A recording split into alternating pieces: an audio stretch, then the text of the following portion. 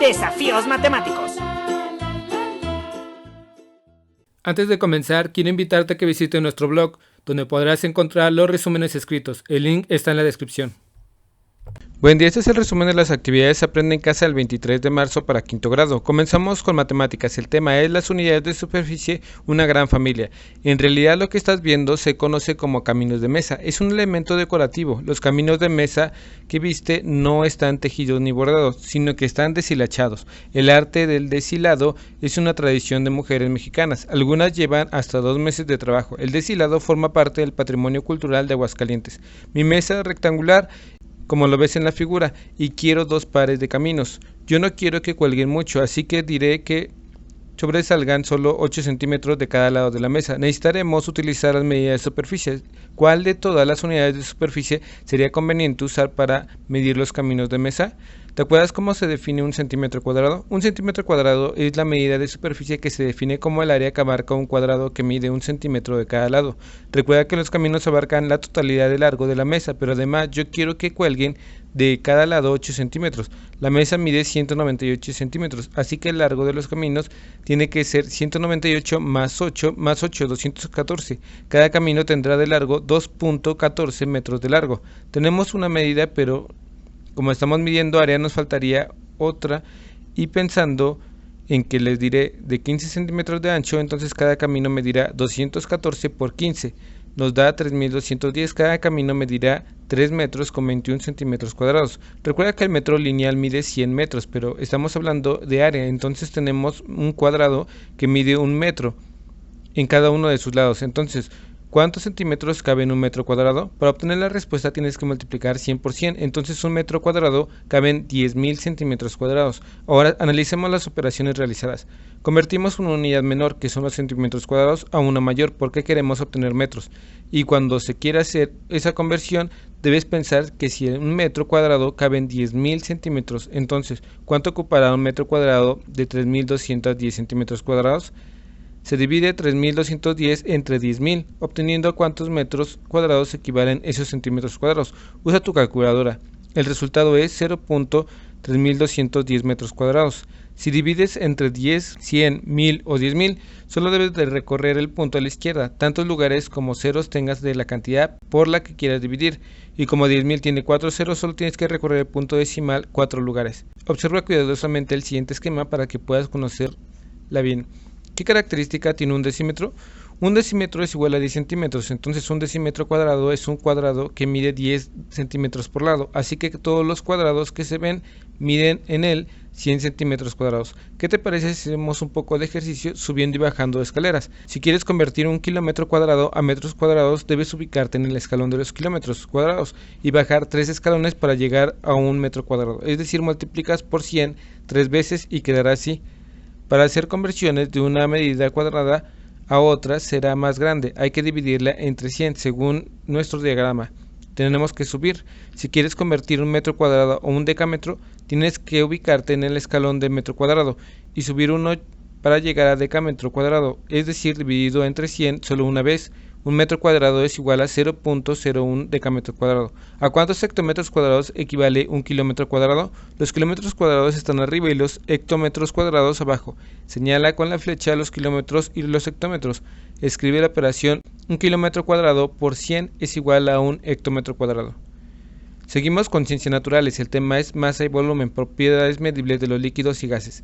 En la clase pasada vimos a los estados de la materia son líquido, sólido y gaseoso, y existe un cuarto estado de la materia llamado plasma. La unidad para medir la masa de los sólidos más utilizada es el kilogramo, mientras que las unidades para medir volumen es el metro cúbico. ¿Cómo crees que se mide la masa y el volumen de los líquidos? ¿Será la misma forma que de los sólidos? ¿Recuerdas cuáles son las propiedades de los líquidos y de los gases? Los líquidos tienen una masa y volumen constante, pero su forma se adapta a un recipiente que lo contenga, fluye o escurre.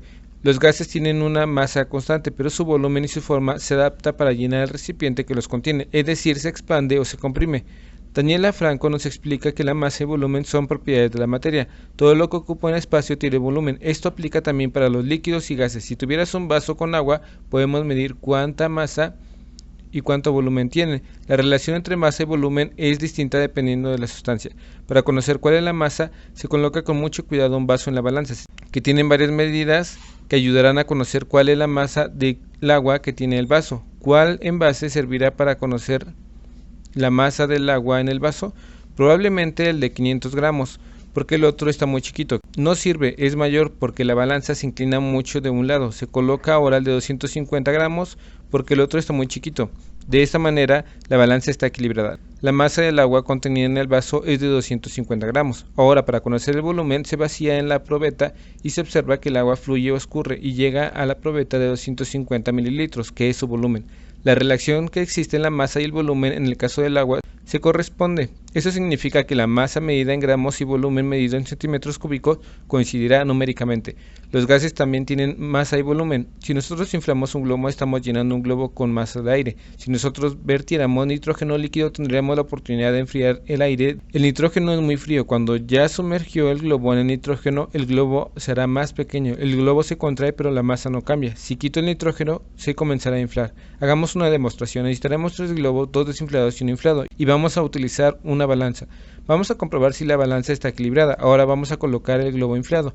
La balanza se inclina hacia donde está inflado. Los gases son muy poco densos, pero aquí podemos ver que la barra se inclina hacia su lado. El oxígeno que necesitamos para vivir constituye el 21% de la atmósfera de la Tierra. La gran mayoría del oxígeno del planeta no es generado por los bosques, sino por el coral. Puedes armar tu balance con globos y medir la masa de distintos objetos. El reto de hoy es el siguiente. Dibuja en tu cuaderno los experimentos y explica qué es la masa y qué es el volumen. Seguimos con lengua materna. El tema es la discriminación, un tema para debatir. En clases anteriores conocemos las características y propósitos de un debate. Incluso observamos comentarios de algunos ejemplos. ¿Te acuerdas que un debate tiene 2 propósitos? El primero es que cada participante trate de convencer a sus oponentes y a la audiencia. El segundo propósito de participar en un debate es el escuchar con atención al oponente para comprender sus ideas y valorarlas. Con frecuencia podemos aprender algo de quienes rodean. Como hemos aprendido en formación cívica y ética, ponernos en los zapatos de otros nos ayuda a entender lo que piensan los demás. Veamos el primer video. Francisco Villa nació en Durango en 1978, junto a Emiliano Zapata, la Ciudad de México, en 1920. Villa acepta detener las armas, pero es traicionado y asesinado. ¿Qué tema y qué polémica te surge esta cápsula? Algunas personas cuestionaban que Pancho Villa sea un verdadero héroe de la revolución. En general, Villa comandó la División del Norte, de la que derrotó al ejército de Victoriano Huerta en importantes batallas e hizo importantes triunfos de los constitucionalistas, pero algunos cronistas e historiadores piensan que Pancho Villa fue poco más que un delincuente. Aquí ya tenemos una buena controversia. Pancho Villa, bandido o héroe, y el propósito planteado entre las posturas. Pancho Villa es un bandido y Pancho Villa es un héroe. Marte era un mundo que tenía agua, tal vez vida, pero algo le sucedió. Convertir en Marte en un planeta parecido a la Tierra tardaría unos 1500 años. Con los avances que tenemos, eso tendría consecuencias. ¿En qué tema para debatir piensa esta cápsula? Los seres humanos tendríamos que preguntarnos si prepararnos para colonizar Marte o si nos quedamos para arreglar el desastre que hemos provocado en la Tierra. En los últimos años se ha dado a conocer que un grupo de personas afirman que la Tierra es plana, negando todo el conocimiento científico que tenemos desde la época de Galileo y Copérnico hasta nuestros días. Hace muy difícil imaginar cuáles pueden ser sus argumentos. Los seres humanos debemos seguir invirtiendo recursos de viajes espaciales o debemos esforzarnos en atender los problemas de la Tierra. Sería de interés para quienes les gusta la astronomía, los viajes espaciales y los avances tecnológicos. El señor Godínez quiere rentar su casa, le pregunta de dónde son, pero le dice que son refugiados de África. El señor Godínez no les quiere rentar por ser distintos. Parece que le molesta que tengan la piel más oscura, que vengan de África y que sean refugiados.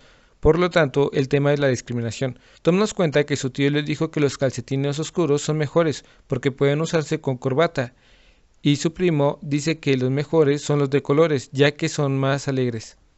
Yo quería decir que no importa el color. Un punto de polémica puede ser que hay personas más valiosas que otras, según sus características. ¿En México existe o no la discriminación hacia personas indígenas y afrodescendientes? Muchas personas pensarían que sí existe, por lo que debemos realizar acciones para eliminarla. Vamos a llenar el cuadro. Tema: discriminación, personas indígenas y afrodescendientes. Polémica: ¿existe el racismo en México? Punto de vista 1. En México existe la discriminación por la pertenencia cultural y lingüística y es necesario llevar a cabo acciones para eliminarla. Punto de vista 2. En México no hay discriminación por la pertenencia cultural y lingüística y es necesario atender otros problemas más urgentes. Sería de interés para los mexicanos y las mexicanas para construir una sociedad más justa e igualitaria. El reto de hoy es el siguiente. Piensa en los temas que te gustaría debatir. Elige uno e identifica la polémica y los puntos de vista que te gustaría sostener o criticar. De ser posible, acuerda con tu maestro si puedes llevar a cabo este debate y de qué manera. Seguimos con la historia. El tema es influencia extranjera durante el Porfiriato. El Palacio de Bellas Artes es uno de los edificios más emblemáticos de la Ciudad de México y de México en general. Su construcción comenzó en 1904 por órdenes de Porfirio Díaz para albergar el nuevo Teatro Nacional y celebrar el centenario de la Independencia de México. La arquitectura de Porfirio Díaz puede verse claramente el impacto de esta influencia extranjera, aunque no fue el único edificio que se construyó siguiendo el ejemplo europeo, como el Teatro Juárez en Guanajuato o el Peón Contreras, un gran teatro en Mérida. En su inauguración se presentó la obra de teatro Tierra Baja. Ve estas dos imágenes. La primera es una columna de Juliette que está en París, Francia, y la segunda representa la columna de la Independencia de la Ciudad de México, mejor conocida como el Ángel de la Independencia. En esta época el arte y la arquitectura se inspiraban en Europa. ¿Cuál de los siguientes deportes es originario de México? La respuesta es de ninguna de las anteriores. El fútbol es europeo, específicamente en Inglaterra, donde proviene su nombre original en inglés: foot, pie, ball, balón. Llegaron otros deportes como el cricket, el ciclismo y el golf y el tenis. Muchos de estos deportes surgieron dentro del contexto de la Revolución Industrial, donde se buscó ofrecer a los sectores medios formas de entretenimiento que fueran saludables y que estuvieran cuidadosamente reglamentadas. Uno de los más populares fue el ciclismo. La bicicleta es un buen ejemplo de que el desarrollo de los deportes estuvo relacionado con el desarrollo de la tecnología que trajo el proceso de modernización, aunque algunos deportes como el fútbol pudieron popularizarse gracias a que no exigían recursos e instalaciones elaboradas. Muchos otros deportes solo podían ser practicados por las élites sociales. Observa la fotografía con atención. Nota cómo eran las bicicletas de ese entonces, quiénes formaban parte de equipos de ciclistas y cómo eran sus uniformes. Ahora reflexiona sobre las siguientes preguntas. ¿Qué diferencias notas en las bicicletas de esa época y las actuales? ¿Cómo eran los uniformes de aquella época? ¿Eran iguales los uniformes de hombres y mujeres? ¿Por qué crees que tenían esas diferencias? ¿Qué elementos se pueden resaltar? Un elemento que más sobresale es la diferencia entre uniformes de mujeres y hombres. Imagínate montar bicicletas con faldas tan largas. La moda porfiriana tenía sobre todo influencia francesa. Durante el porfiriato se dio un afrancesamiento del país. Las personas que tenían más dinero traían modas de allá. La gente con más dinero iba al teatro y el arte tuvo un auge sin precedentes. También trajeron el corsé. Una moda era un distintivo social, pues la mayoría de las personas siguieron vistiendo sus atuendos tradicionales. Veamos el automóvil. En esta época se popularizó el automóvil. El desarrollo de la cultura mexicana tuvo muchas influencias de las sociedades europeas. Recapitulemos todo lo que hemos aprendido. La influencia europea de la cultura mexicana fue a finales del siglo XIX, en distintos escenarios y ámbitos como el arte, el deporte y la moda. El reto de hoy es el siguiente. Si te es posible, consulta otros libros. Conversa sobre el tema con tu familia y busca imágenes de esta época para que vea la diferencia entre esta época y la actualidad y reflexiona sobre los avances que hemos tenido.